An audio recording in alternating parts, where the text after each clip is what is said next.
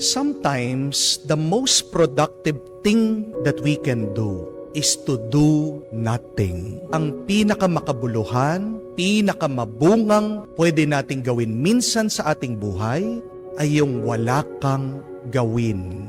And what is the most wasteful, unproductive thing that you can do in your life? It is to worry. Gusto mong sayangin ang iyong oras? Gusto mong ubusin ang iyong lakas? Anong kailangan mong gawin? Mag-alala ka. Marami sa atin expert yan. Palaging nag-aalala. Palaging nangangamba. Palaging natatakot. Pero, meron na bang nagpatotoo na dahil sa kanyang pangamba, sa kanyang takot, sa kanyang pag-aalala, ay meron siyang nagawa? Di ba wala? Wala pa po ang tao na lumabas sa social media, pinagmamalaki niya. Because of their worry, they have become successful in life. Many times, it is because of our worry, of our fear, of our anxiety that we self-destruct. Anong nakakasira sa iyong kaisipan? Anong nakakaubos sa iyong gana? Bakit ka nanghihina? Dahil lahat ng iyong lakas, inilalagay mo sa iyong pag-iisip. Yun ang dahilan bakit nasasabi natin ang pinakawalang kwentang bagay, ang bagay na pinakawalang bunga na pwede mong gawin ay pag-aalala. Because you're just wasting time, effort, and energy. But why is it the most productive thing that you can do is to do nothing? Because you're giving your body, you're giving your mind a time to rest. At ano po ang nagiging epekto pag ikaw ay nagpapahinga? Pinapalakas mo ang iyong pangangatawan, binibigyan mo ng panahon at oras ang iyong isip, ang iyong kaluluwa para huminga. At pag binigyan mo ng panahon para huminga o magpahinga ang katawan mo, ang kaluluwa mo, ang isip mo, magiging mas malusog yan. And when the mind, when the body, when the spirit is healthy, it can perform properly. Dahil pagpagod, kahit na anong gawin mo, hindi magfa-function, hindi gagana, hindi gagalaw ng mabuti. Subukan nyo man po, kahit na ikaw ay nakahiga, isip ka pa rin ng isip, anong mangyayari sa iyo? May stroke ka. O kung ikaw man ay makatulog, mababangungot ka. Di po ba? Subukan nyo po, habang nakahiga, nakahimlay, masakit ang iyong loob. You have full of regrets. Your heart is full of anger. Ano magiging sakit mo? Atake sa puso. Subukan mo na habang ikaw ay nagpapahinga, gumagana ang isip mo, naiinggit ka sa ibang tao. Palagi mong sinasabi, buti pa yung mga kapatid ko, ang ganda ng buhay. Buti pa yung kapitbahay ko, walang problema. Bakit ako? Ang dami-dami kong problema. Ano pong epekto ng iyong inggit? Kinabukasan, tignan mong sarili mo sa salamin, ikaw ay papangit. Nakakapangit ang inggit. Amen? Hindi ibig sabihin na kapag ikaw ay nagpapahinga, ikaw ay palagay na. Yan din ang problema ng napakarami sa atin. Kala nagpapahinga, pero pagkatapos ng pagpapahinga, bakit walang lakas? Walang enerhiya, walang gana, walang buhay. Because there is a difference between resting and relaxing. Maybe a lot of us are resting, but they are not relaxed. Yes, it is important to rest, but it is more important to be relaxed.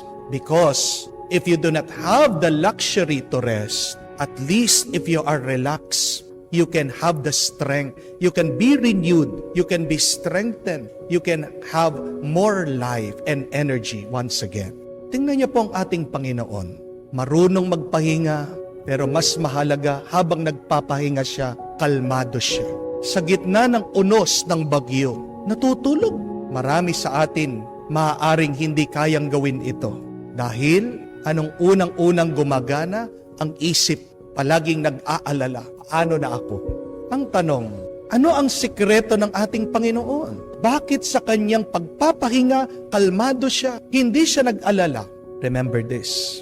If you want to be relaxed, if you want to be calm, if you want to be at peace always in your life, you have to let go and let God. That is the secret. Bitawan mo muna yung iyong mga problema. Dahil kung wala ka naman talagang magagawa, edi huminto ka muna.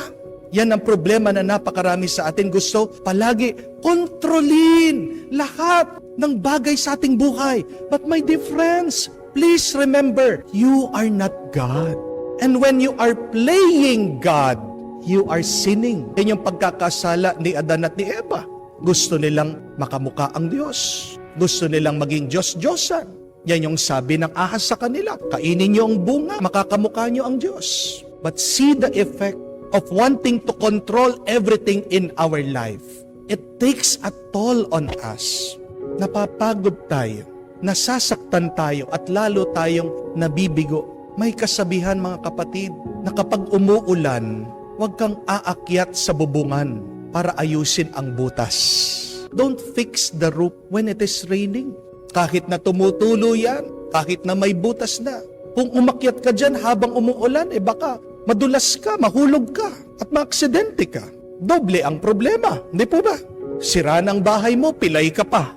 We have to accept that sometimes in our life, the most productive thing to do is to rest and to trust the Lord. Amen? Ito pong magandang gawin. Para bawat umaga, malakas ka, may gana ka, may enerhiya ka, may buhay ka. Bawat gabi bago ka matulog, think of happy thoughts. Think positively. Huwag na huwag kang matutulog na may galit sa puso mo. Huwag na huwag kang matutulog ng mga huling iniisip mo ay yung iyong mga utang, yung iyong asawa na naiinis ka, na yung iyong business na nalulugi, yung iyong anak na nag-aalala ka, na gusto mong magbago. Whatever problem it is, bago ka matulog, do a cleansing of your mind. Ano po ang magandang paglinis ng isip? You pray. You offer your worries to the Lord. Huminga ka ng malalim, inhale, exhale. Sabi mo, Lord, ikaw naman. Because if you know you're doing your best, why worry? Ang kasabihan nga is, do your best and God will take care of the rest. Amen? But the problem with many of us, we cannot let God take the rest. Gusto natin palagi tayo. At bakit ganyan ang ating ugali? Problema ng mahinang pananampalataya. Because if you have a great and strong faith in God, you will work with all of your heart and you would offer to God your labor. Amen? Subukan nyo man po. Bakit? Natulog ka na, kagising mo, pagod ka pa rin. Dahil ang huling mga alaala mo, ang mga huling iniisip mo, problema. See the effect of problems in our bodies. Makikita nyo po sa ating pananalita, it pushes us down. Kaya nga sinasabi natin na pressured ako, di ba? Ang bigat ng buhay, pinupush ka, stress ka, again, dinidiin ka. Pero alam mo na ang presensya ng Diyos ay nasa iyo, sa iyong pananalita, makikita mo, sinasabi mo na, I'm inspired. It means full of spirit. I am overjoyed. Lumulukso ka sa tuwa. Mga kapatid, sa susunod na tayo ay makakaharap sa mga iba't ibang bagyo o problema ng ating buhay. Remember, rest, stop, pray, let go, and let God. Dahil ang Diyos, kaya niyang pigilan ang bagyo. Hindi ba niya kayang pigilan, puksain, at magwagi sa mga problema mo? Sandali lang ang problema mo. Dahil meron tayong malaki, makapangyarihan, at mapagmahal na Diyos.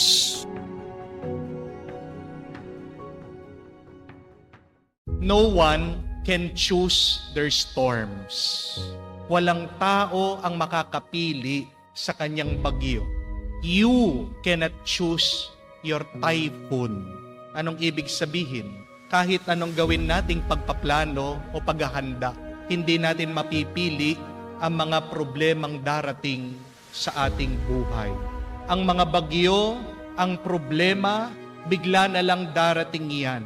Kung makakapili tayo ng problema, hindi ba siguro marami sa atin pipili yung madali, yung mabilis lang. Pero kabaliktaran ng ating nararanasan.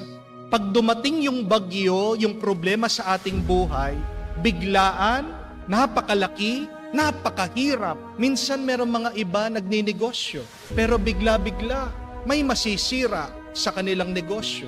Imbis na sila'y kumita, sila'y nalulugi. Meron mga iba kinasal, okay naman silang mag-asawa. Ang tagal-tagal nilang magkasama, hindi daw sila nag-aaway. Pero mabibigla itong babae, meron palang iba. Tahimik, meron tinatago yung lalaki. Meron pala silang problema. Minsan, itong iyong anak, di mo maintindihan. Bigla-bigla na lang, tahimik, pagkakausapin mo, sasagutin ka, lumalaban, nagre-rebelde. Wala nang respeto sa iyo. Hindi natin mapipili ang mga bagyo at problemang darating sa ating buhay. No matter how much we plan, no matter how much we predict, pag dumating yan, wala kang magagawa. Nandyan na yan. That is the bad news. But what is the good news? Ano bang mabuting balita? Oo, totoo, hindi mo mapipili ang mga bagyo sa iyong buhay, pero kaya mong piliin paano mo haharapin ang mga bagyong ito. You may not be able to choose your storms and typhoons in life, but remember this. This is the good news. You can choose how to face your storms. You can choose how to respond to your problems.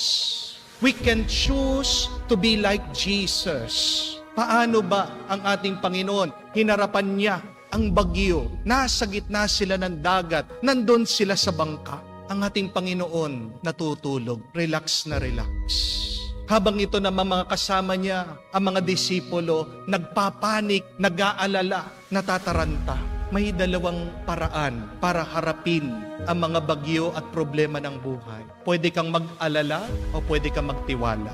Pwede kang magwala o pwede kang maging payapa. What will you choose?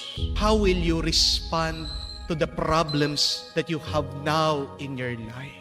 The good news is you can choose to be like Jesus. Be at peace. Relax. Have faith in the Father. Bakit kaya ng ating Panginoon na matulog sa gitna ng bagyo? Kasi naiintindihan ng Panginoon ang kalikasan ng bagyo. At ano po ang kalikasan ng bagyo? What is the nature of the storm?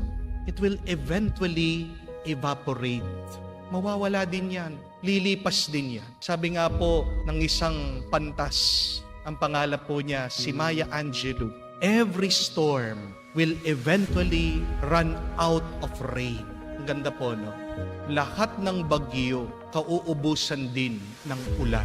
Walang bagyo ang nananatili dahil meron lang kakaunting ulan yan. Pag wala na ang ulan, wala na rin ang bagyo. Kaya huwag kang mag-alala. Piliin mo na maging masaya. Piliin mo maging payapa. Piliin mo magtiwala sa gitna ng bagyo ng iyong buhay na hindi mo naman pinili.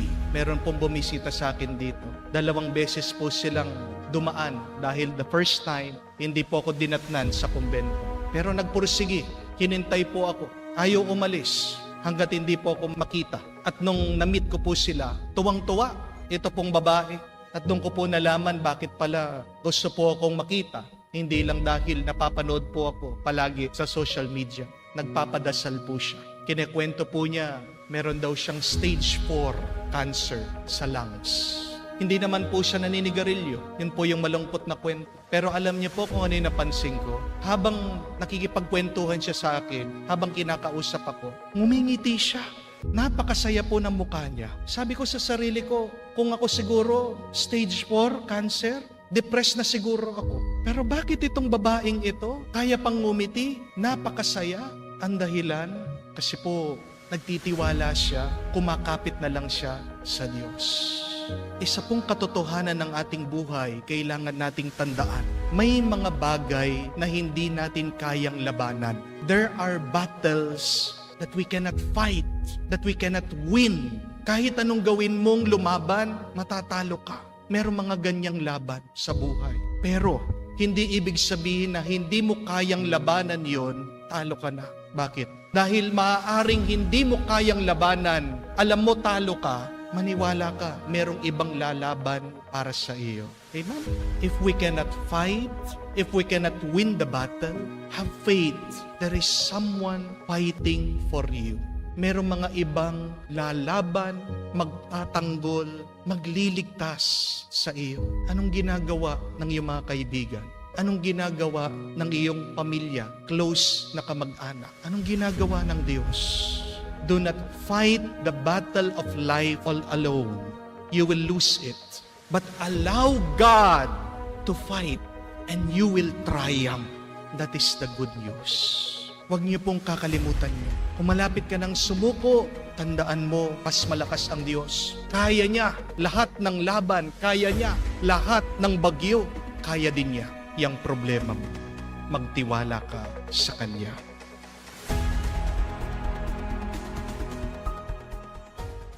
Ano po yung tawag niyo doon sa karanasan na bayad ka na ng bayad para sa mga gastusin sa bahay, ikaw lahat, sa kuryente, sa internet, sa grocery, pagkatapos mong binayaran, wala nang natitira sa'yo, buti pa yung mga iba, pa-samji lang, pa-milk-tea lang, pa-shopee lang. O anong tawag niyo doon sa karanasan na iinom ka naman ng gamot, magpapagaling ka, pero lalo kang nanghihina, nag-aalala ka, dahil kawawa naman yung mga anak mo, sila lahat ng gumagastos, nararamdaman mo, pabigat ka na sa kanila. O ano yung tawag mo doon sa karanasan na kahit na anong gawin mong magbayad ng utang, di pa rin nawawala yung utang. Interest lang, yung nababayaran mo, yung kapital, wala. Ang dami nang tumatawag sa'yo, ang dami nang naniningil sa'yo, minumura ka na, tinatakot ka na. Pero kahit na anong gawin mo, parang hindi gumagalaw yung mga utang mo. O anong tawag mo doon sa karanasan na ginagawa mo naman ng lahat para maging maayos na yung relasyon nyo ng iyong asawa? Pinagdarasal mo na siya, pinagrorosarya mo na siya, nagpa-counseling na kayo, nagkumpisal na kayo, lumuhod ka na sa harapan niya, umiyak ka na, pero wala pa rin nagbabago. Ano pong tawag nyo doon sa mga karanasan na yon? We may call that experiences of discouragement. Mga karanasan na kung saan tayo'y napanghihinaan ng loob. What is discouragement? Ano ang panghihina ng loob? Ito yung karanasan na kung saan nawawalan ka na ng gana sa buhay. Nawawalan ka ng pag-asa. At paunti-unti nawawala yung iyong saya. Amen? Discouragement is when your courage and when your strength is slipping away little by little. And we experience discouragement when we are dealing with multiple problems, multiple storms in our life. Yung hindi pa man tapos yung isang problema, nandyan na naman yung isang pagsubok, patong-patong, sunod-sunod, walang tigil. And the question is, how can we overcome discouragement in our lives? Anong magagawa natin para malampasan natin itong mga karanasan na kung saan nanghihina na tayo at konti na lang gusto na nating sumuko? Una, kailangan tandaan natin na hindi lang po tayo ang nakakaranas ng panghihina ng loob. When you are discouraged, remember that everybody experience discouragement one time or another. Even great people, even the saints, even holy people have experienced in their life being discouraged. Halimbawa na lang po si Haring David. You could read that in the Psalms. King David saying, "Why are you so downcast, O my soul? Why are you so perplexed within me?" Bakit nangihina ka, o aking kaluluwa? Sinulat po ni Haring David yun. Si Haring David na napakatapang humarap kay Goliath, dumating sa buhay niya, nanghihina din yung kanyang kaluluwa. And even St. James the Apostle, kwento po, ang mission niya ay siya'y pumunta sa Iberian Peninsula, sa Spanya, dahil ang paniniwala ng mga sinaunang tao, this is the end of the world. Ito yung pinakadulo ng mundo. Pagdating niya doon, he was preaching bringing the gospel to people, nobody was listening to him. He was also discouraged, napanghinaan ng loob. Iniisip, umuwi na lang, hintuan na yung kanyang misyon. Hindi lang ikaw ang nakakaranas ng paghihina ng loob. Tandaan niyo po yan. Even the best of us will experience that. But secondly, after remembering that it is okay to be discouraged sometimes, believe that God is with you. Bakit ba nagiging mahirap ang buhay natin? Dahil iniisip natin na mag-isa lang tayo. Pero kung may paniniwala ka na hindi ka iniiwan ng Diyos, kasama mo siya, diyan lalakas ang iyong loob. Kaya nga, nung isinilang ang ating Panginoon dito sa mundo, ano yung kanyang pangalan? He is the Emmanuel, God with us. Believe that God is with you. Lalong tumitindi, lalong lumalalim yung panghihina ng loob pag nakakalimutan mo yung plano ng Diyos sa iyong buhay. Kung wala kang nakikitang kahulugan diyan sa iyong paghihirap, susuko at susuko ka. You will only be encouraged once again. If you believe that God is using your suffering, your problems, your challenges for a greater plan. But lastly, listen to the message of God. Ano daw po yung dalawang salita na paboritong sinasabi ng demonyo sa atin? The two favorite words of the devil always saying to us is, give up, sumuko ka. Because the devil is the great discourager. Pero ang Diyos siyang kabaliktaran. God is the great encourager. At ano ang panlaban na salita ng Diyos doon sa sinasabi ng demonyo? Two words, get up. Tumayo ka. At hindi niyo po ba naaalala? Yan din ang palaging sinasabi ng Diyos, ng anghel si Jesus sa mga tao sa Biblia. Like for example, Saint Joseph, sinabi ng anghel sa kanya, get up, kunin mo yung bata. Padating si Herodes, gusto nilang patayin ang bata. Si Jesus, pag pinapagaling ang pilay, tumayo ka, get up, pick up your mat. Even with the dead little girl, talita kum, sabi ni Jesus sa kanya. Ibig sabihin, little girl, I say to you, get up, tumayo ka. Kung palagi mong pinakikinggan, tinitignan yung iyong mga problema at suliranin, binubusog mo yung iyong takot at pagdududa. Pero kung palagi mong tinitignan ang Diyos, pinakikinggan ang kanyang mensahe, pinapalakas mo ang iyong pananampalataya, ang iyong pag-asa.